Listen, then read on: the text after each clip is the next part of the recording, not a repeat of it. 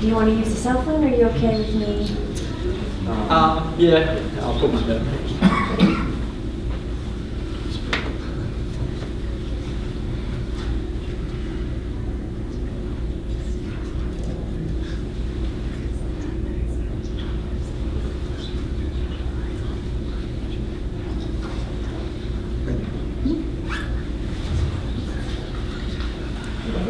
You called us back yesterday to further discuss how HSBC is failing its ethical obligation, so we're going to cut straight to the chase.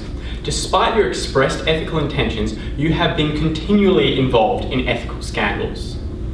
So yesterday we discussed how HSBC was opening itself up to not only legal ramifications, but also severe financial impediments such as high fines, enormous legal costs, and extensive reputational damage by being involved in these scandals. But what is the root of the cause here? The cause here is that HSBC has been neglecting its cognitive biases, and it has an ethical obligation to fix these. But in order to contextualise this, let's look back at the role that banks played, the role banks play in society. So historically, banks were seen as these reputable places where you could store your money or you could take out a loan. They allowed people to be autonomous by ensuring that there was sufficient capital in the world to conduct enterprise and to save for the future. But in the past few decades, this perception has changed. Say bank now, and it conjures up images and thoughts of Wall Street, extreme greed, excessive wealth. Now, this is not bad luck on your part. This is a result of a rapid increase in both the size and power of the world's major banks, such as yours, which has drastically changed the way in which these institutions operate. HSBC is no longer simply the Hong Kong and Shanghai Banking Corporation. It is now a multinational company operating throughout the world.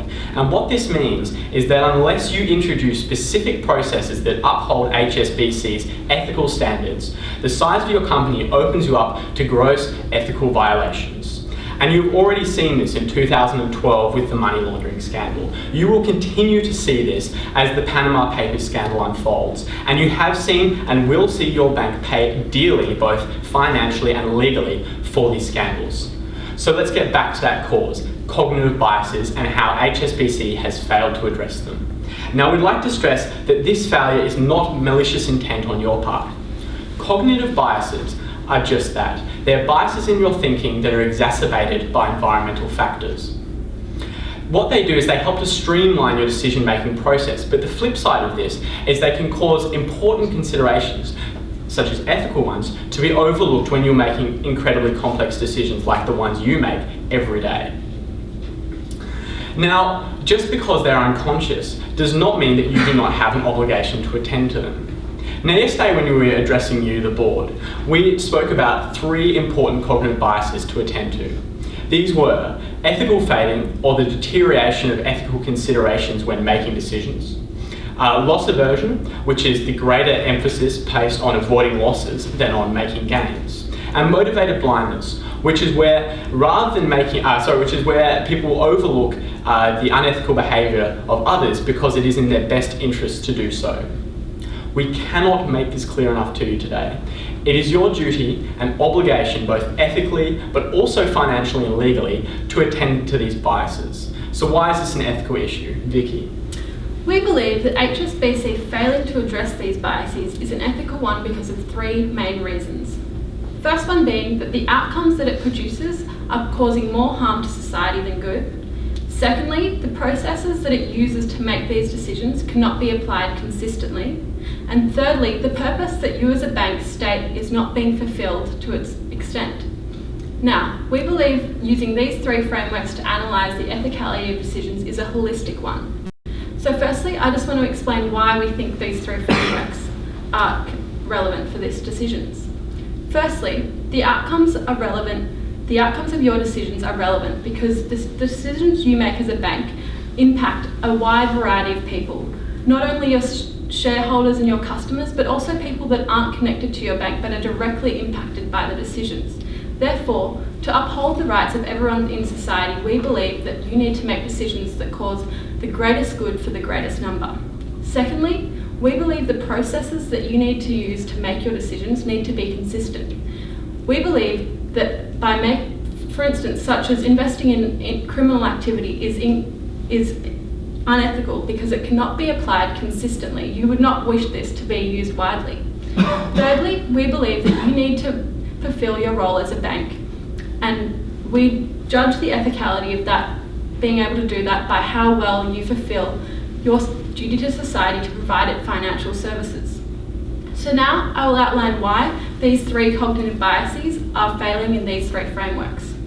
Firstly, ethical fading, letting it impact your decision makers is unethical because it is allowing decisions to be made inconsistently. For instance, you might choose not to invest in an unethical venture, but in another instance, say a more profitable venture that's still unethical, you might choose to let your ethics fade in this instance and still invest in this one.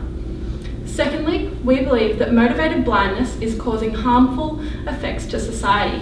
For instance, investing in harmful ventures is depriving other worthy ventures of much needed capital that is ultimately providing harm rather than good for society.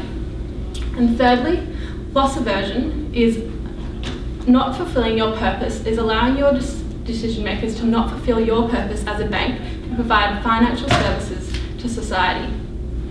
This is happening because people are so focused on the bonuses that they're trying to make rather than your purpose to provide financial services to society.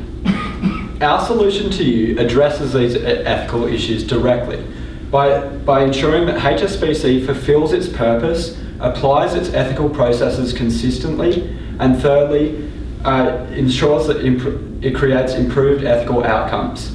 Our solution covers 3 points. Firstly, improve your decision-making environment to increase rationality and combat biases.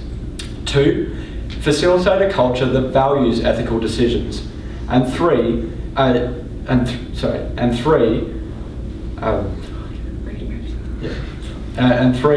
restructure remuneration systems.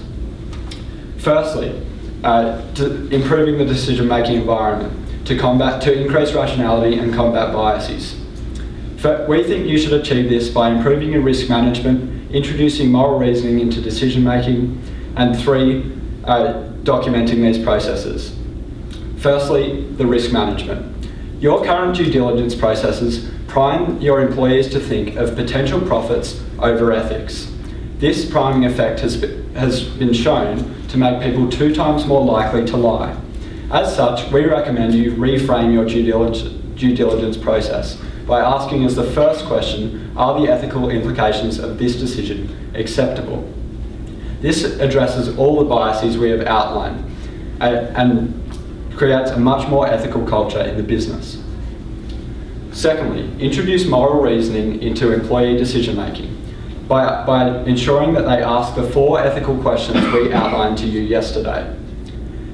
For example, ask what are the ethical outcomes of this decision?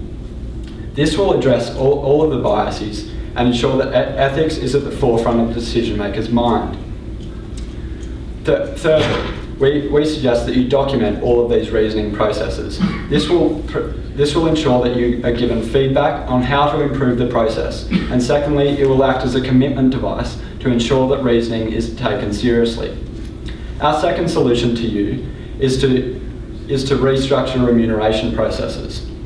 This involves restructuring remuneration to a gateway model, which will ensure that ethical goals are integrated into incentive systems.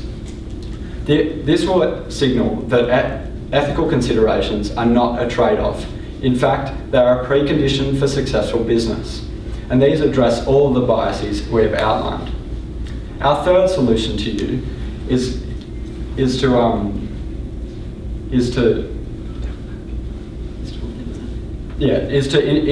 to facilitate a culture that values ethical decision making by firstly creating commitment devices and creating role models. Firstly, we suggest that you implement devil's advocate processes. These will act as a commitment device to ensure employees are held accountable to their own and the business's ethical standards. And secondly, we suggest that you create role models. by actively promoting the people that stand up for what is right. This will signal that what the company stands for, and will address all the biases in decision making. And this will directly address the ethical issues in our problem by ensuring that HSBC fulfil its purpose in society. Secondly, by ensuring that ethical processes are applied consistently. And thirdly, by improving ethical outcomes. Our solution can be summarised as follows. Firstly, improve decision-making culture, facilitate a culture that values ethics consistently, and thirdly, restructure remuneration systems, all of these will ensure that HSBC fulfil its purpose, apply its ethical processes consistently, and thirdly, improve ethical outcomes for its stakeholders. Thank you.